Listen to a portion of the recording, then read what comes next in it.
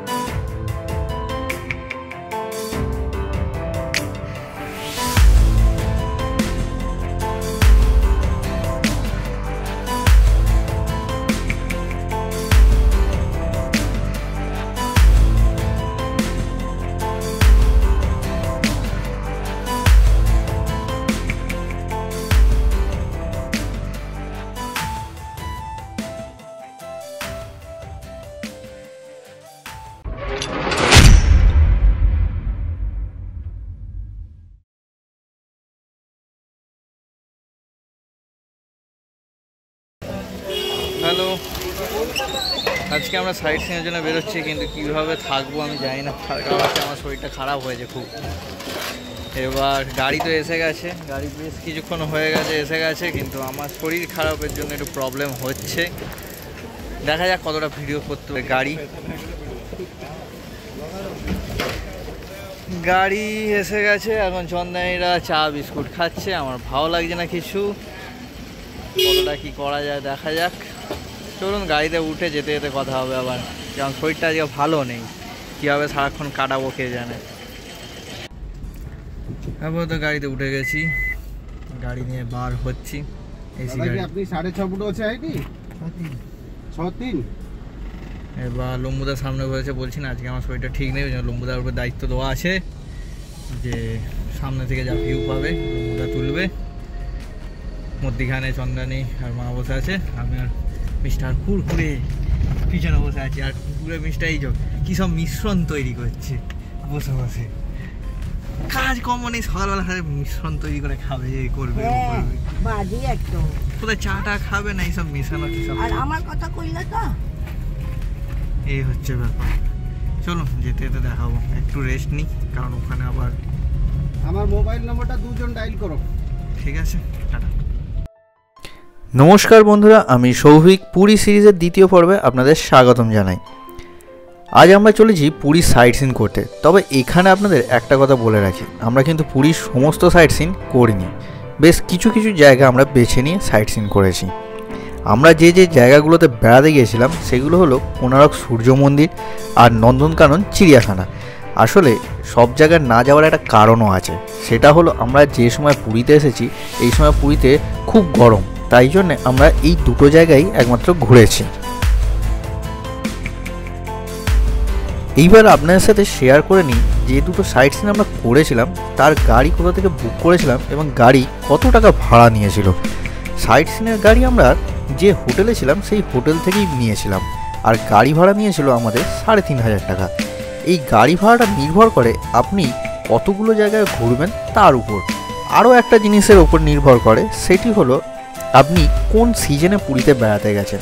অর্থাৎ সেটা যদি অফ সিজন হয় তাহলে গাড়ি ভাড়া আপনার বেশ কিছুটা কম পড়বে, আর যেটা যদি অন সিজন হয় তাহলে আপনার গাড়ি ভাড়া অনেকটাই বেশি পড়বে। আর তার জন্যই আমি বলছি যে এই গাড়ি ভাড়াটা কিন্তু পরিবর্তনশীল। হ্যাঁ, প্রথম স্পটে আমরা চলে এসেছি কোণারক মন্দির। তো আসার সময় যা ভিডিও করার রমদাই করেছে, আমি সেরকমভাবে করতে পারিনি, কারণ শরীরটা এখন একটু ঠিক হয়েছে ডাবের জল খেয়ে মধ্যিখানে। এখন এই যাচ্ছি কোণারকের দিকে হাঁটতে হাঁটতে। গাড়ি সামনের দিকে পার্কিং দিয়ে দিয়েছে, ওখানে চলে গেছে। কারণ এই একেবারে মন্দিরের কাছে পর্যন্ত যায় না গাড়ি, বেশ কিছুটা আগে নামিয়ে দেয়। আগে যেত, কিন্তু এখন আর হয় না, যায় না। এই যাচ্ছি, দেখুন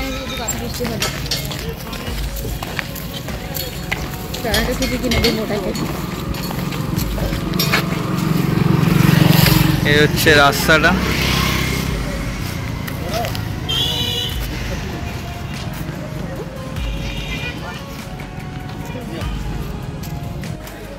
এখন কোনারকে চলে এসেছি, কোনারক সান টেম্পল। টিকিট কাটা হয়ে গেছে, 40 টাকা করে এন্ট্রি ফি। এবার তবে এখানে একটা আইএসআই মিউজিয়াম আছে, তো মিউজিয়ামটা কোথায় আমাকে খুঁজে বের করতে হবে এখানে, কারণ জানি না। প্রত্যেকবারই দেখি মিউজিয়াম আছে, কিন্তু মিউজিয়ামটা দেখা হয় না আমার। আগে অনেকবার এসেছি, এখন আগে সান টেম্পলটা আপনাদের ঘুরে দেখায়, কিন্তু প্রচণ্ড কষ্ট হচ্ছে আজকে। মানে কীভাবে ভিডিও করবো সেটাই বুঝতে পারছি না, এত গরম হচ্ছে রোদে। আর তাছাড়া বললাম না, শরীরটা আমার খারাপ যাচ্ছে এখন। তো দেখছি যতটা পারবো আপনাদের জন্য করে দেখাও, কারণ এত সুন্দর একটা জায়গায় এসেছি, তো না ভিডিও করলেও নিজের মনটাও ছটফট করে। চলুন দেখা যাক কী হয়। টিকিট তো কাটা হয়ে গেল, এবার আমরা এই সূর্য মন্দিরে প্রবেশ করব। সামনেই আপনাদের এন্ট্রি গেট আছে, ওই গেটেতে টিকিট দেখিয়ে এই মন্দিরে প্রবেশ করতে হবে। চলুন তাহলে গেটের দিকে আস্তে আস্তে এগিয়ে যাই। আর একটা কথা বলে রাখি, আজকে আমি শুধু আপনাদের এই সূর্য মন্দির ঘুরিয়ে দেখাবো না, তার সাথে সাথে সূর্য মন্দিরের একটা রহস্যময় ইতিহাস আছে, সেই ইতিহাস সম্পর্কেও আপনাদের সাথে গল্প করব। কারণ ইতিহাসটা আপনাদের আশা করি খুব ভালো লাগবে। আর সত্যি কথা বলতে কি, এই ইতিহাসটা সত্যি অনেকটা রহস্যে ঘেরা। যখন আপনারা শুনবেন সেটা আপনারা বুঝতেই পারবেন। চলুন তাহলে আগে মন্দিরে প্রবেশ করা যাক, তারপরে এই গল্পটা আস্তে আস্তে স্টার্ট করব।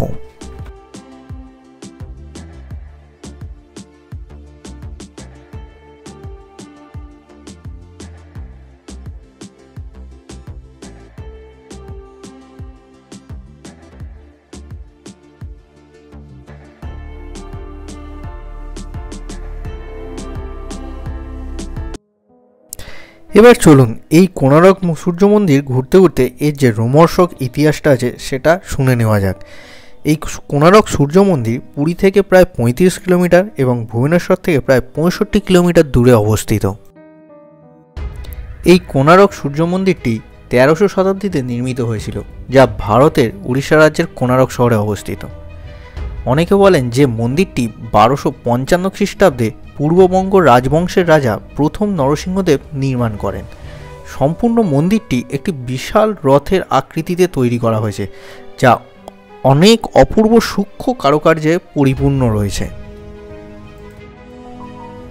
কিন্তু দুঃখের বিষয়, এই মন্দিরের একটি বিশেষ অংশ আজ প্রায় ধ্বংসাবশেষে পরিণত হয়েছে। এইবার আসা যাক এই মন্দিরের নাম কেন কোণার্ক হয়েছে। কোণার্ক নামটি সংস্কৃতের কোণ মানে কোণা, অর্থাৎ আমরা যে চার কোণ বলে থাকি তেমনই একটি কোণকে বোঝানো হয়েছে। আর অর্ক শব্দের অর্থ হলো সূর্য। এই শব্দ দুটিকে এক করে তৈরি হয়েছে কোণার্ক।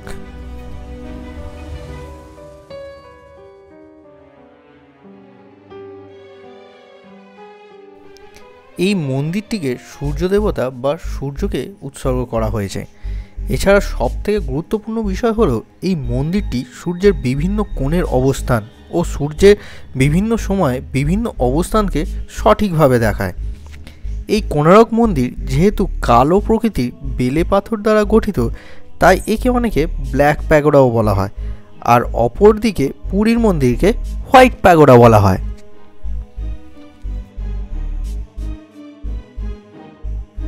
এই কোণার্ক মন্দির তৈরির পিছনে দুটি মতামত প্রচলিত আছে। প্রথমত, পূর্ব রাজবংশেও 1232 থেকে 1255 খ্রিস্টাব্দে নরসিংহদেব বর্মন প্রথম বাংলা জয়ের স্মারক রূপে চন্দ্রভাগা নদীর তীরে প্রাচীর মিত্রবনে অর্থাৎ আজকের এই কোণার্কে মন্দিরটি প্রতিষ্ঠা করেন।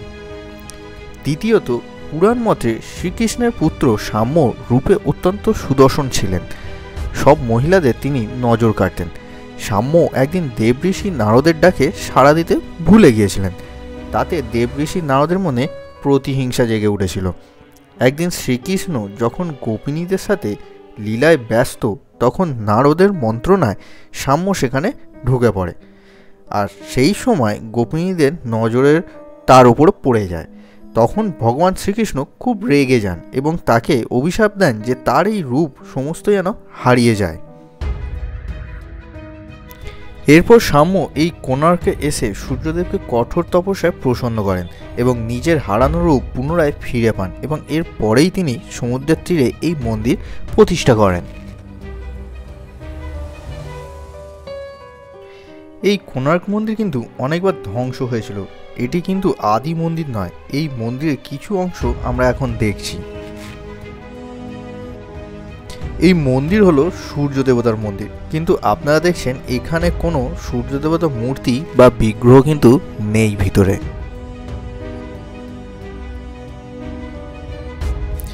বাংলার সুলতান সুলেমান খান করানির সেনাপতি কালা পাহাড়ের আক্রমণে কোণার্ক মন্দির প্রথম ধ্বংসপ্রাপ্ত হয়। উড়িষ্যার ইতিহাস অনুযায়ী জানা যায় যে কালা পাহাড় 1508 সালে কোণার্ক আক্রমণ করেছিলেন। এছাড়া আরেকটি মত প্রচলিত আছে যে কালা পাহাড় মন্দির ধ্বংসের পরে নরসিংহদেব মুসলিম মেয়েকে বিয়ে করার জন্য উড়িষ্যা থেকে বহিষ্কৃত হন, তাই তিনি নিজেই নিজের তৈরি এই মন্দির ধ্বংস করেন। এরপর আবার 1626 সালে খুরদার তৎকালীন রাজা পুরুষোত্তম দেবের পুত্র নরসিমা দেব সূর্যদেবের বিগ্রহটি পুরীর জগন্নাথ মন্দিরে নিয়ে যান। সেখানে একটি আলাদা মন্দিরে সূর্যদেব ও চন্দ্রদেবের মূর্তি স্থাপন করেন। শুধু এই সূর্যদেবের মূর্তি নয়, তিনি কোণার্ক মন্দির থেকে বহু কারুকার্যপূর্ণ করা পাথরও পুরীর মন্দিরে নিয়ে যান। এমনকি নবগ্রহ পদ নামে একটি বিশাল পাথর তিনি পুরীতে নিয়ে যান। এরপরে মারাঠা শাসনকালে কোণার্ক মন্দির থেকে অনেক ভাস্কর্য পুরীতে নিয়ে যাওয়া হয়েছিল। 1979 সালে অরুণ কুম্ভ নামে বিশাল একটি স্তম্ভ নিয়ে পুরীর সিংহদ্বারের সামনে স্থাপন করা হয়। এই সময় মারাঠা প্রশাসক কোণার্কের নাট মন্দিরটিকে অপ্রয়োজনীয় বলে সেটিকে ভেঙে দেয়। এই কোণার্ক মন্দির থেকে যখন সূর্যদেবের মূর্তি চলে যাওয়ার পরে মন্দিরের পূজা ও আরতি বন্ধ হয়ে যায়। এছাড়া পর্তুগিজ জলদস্যুদের আক্রমণের ফলেও এই কোণার্ক মন্দির বন্ধ করে দেওয়া হয়। এই কোণার্ক মন্দিরের শীর্ষে আরেকটি বিশেষ জিনিস ছিল, সেটি হলো একটি শক্তিশালী চুম্বক, যা ধ্বংস করে দেয় পর্তুগিজ জলদস্যুরা। 1800 শতক নাগাদ কোণার্ক মন্দির তার সকল গৌরব হারিয়ে পরিত্যক্ত অবস্থায় পড়ে থাকতে থাকে। তখন এই মন্দির অনেকাংশে বালির নিচে চাপা পড়ে যায়।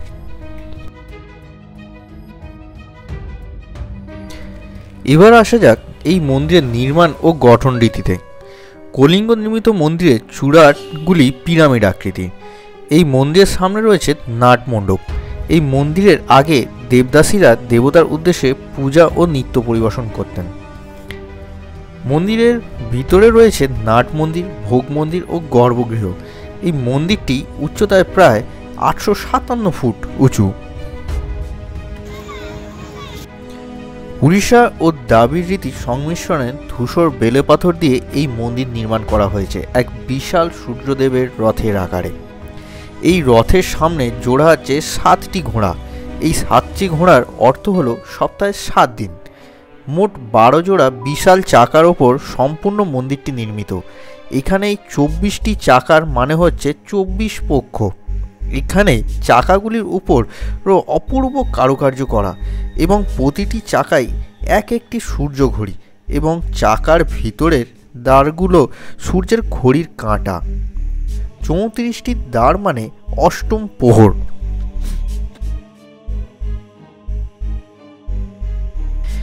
এই মন্দিরের প্রবেশপথে রয়েছে বিশাল দুটি সিংহ মূর্তি, যারা সংঘর্ষ করছে দুটি রণহস্তির সঙ্গে। এছাড়া এখানে আছে নিত্যকক্ষ, ছায়াদেবীর মন্দির ও মায়ার মন্দির। প্রতি বছর ডিসেম্বর মাসে এই মন্দিরে হয় ডান্স ফেস্টিভ্যাল। বিংশ শতাব্দীর প্রত্নতত্ত্ববিদরা এই কোণার্ক মন্দির আবিষ্কার করেছিলেন। 300 বছর ধরে এই মন্দির বালি স্তূপের মধ্যে অবহেলায় ও অনাদরে পড়েছিল। 1904 সালে ভারতের তৎকালীন বড়লাট লর্ড কার্জন এই মন্দির উদ্ধার করেন। তবে তারও আগে কোনো এক বিপর্যয়বশত মূল মন্দিরটি ধ্বংস হয়ে গিয়ে থাকে। আমরা এখন যেটাকে সূর্য মন্দির হিসেবে দেখি সেটি আসলে একটি নাট মন্দির। এই কোণার্ক মন্দিরে অনেক শিল্পকীর্তি সূর্য মন্দিরের জাদুঘর ও উড়িষ্যা রাজ্যের জাদুঘরে রাখা আছে।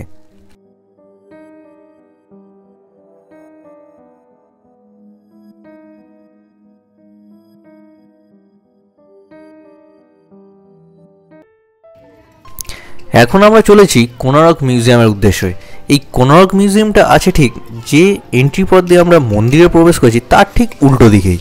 এই মিউজিয়ামটা কিন্তু আমি বলবো আপনাদের মিস করবেন না, কারণ এই মিউজিয়ামটা সত্যি খুব সুন্দর এবং দেখার মতন। এই মিউজিয়ামে প্রবেশ করতে গেলে আপনাদের 50 টাকার টিকিট কাটতে হবে। আর এখানে সব থেকে বড় একটা প্লাস পয়েন্ট হচ্ছে আপনাদের এই মিউজিয়ামের ভেতরে কিন্তু ফটোগ্রাফি এবং ভিডিওগ্রাফি সম্পূর্ণ অ্যালাউ করা হয়েছে, আর তার জন্য কিন্তু কোনো চার্জও লাগছে না। তাই এই প্রথম আমি আমার কোনো ভিডিওতে মিউজিয়ামের ভিতরের সমস্ত ভিডিওটা আপনাদের সাথে শেয়ার করতে পারছি। আর সেই ভিডিওটা দেখলে আপনি বুঝতেই পারবেন যে এই মিউজিয়ামটা দেখা কতটা গুরুত্বপূর্ণ। আর এই মিউজিয়ামের ভেতরে একটা লাইট অ্যান্ড সাউন্ড শো হয়, সেটাও আপনারা দেখতে পারেন, কিন্তু বর্তমানে আমার কাছে সময় কম থাকার জন্যে আমি সেটা অ্যাটেন্ড করতে পারিনি। কিন্তু চেষ্টা করব পরের বারে যখন আবার কোনারক মন্দির ঘুরতে যাব তখন ওই লাইট অ্যান্ড সাউন্ড শোটা মিউজিয়ামেরটাও অ্যাটেন্ড করব, আর মন্দিরেতেও একটা লাইট অ্যান্ড সাউন্ড শো হয় সন্ধ্যের দিকে, সেটাও অ্যাটেন্ড করব। তাহলে চলুন আগে এই মিউজিয়ামটা ভালো করে ঘুরে আপনাদের দেখাই। আর কোনো বক বক করছি না, তবে হ্যাঁ লাস্টে থাকবে যে আমার দিনের শেষে এই কোনারক মিউজিয়াম ঘুরতে এবং নন্দনকানন ঘুরতে কত টাকা টোটাল খরচা হয়েছিল। আর এই খরচাটা পুরোপুরি জানার জন্যে এই ভিডিওর থার্ড পার্ট মানে এই পুরী সিরিজের তৃতীয় পর্বটাও আপনাকে দেখতে হবে, কারণ এই ভিডিওটাতে খরচাটা সম্পূর্ণ থাকবে না, তাই খরচাটা থাকবে নন্দনকাননের পার্টেতে। এরপরেই আসতে চলেছে আপনাদের জন্যে নন্দনকাননের পার্টটা।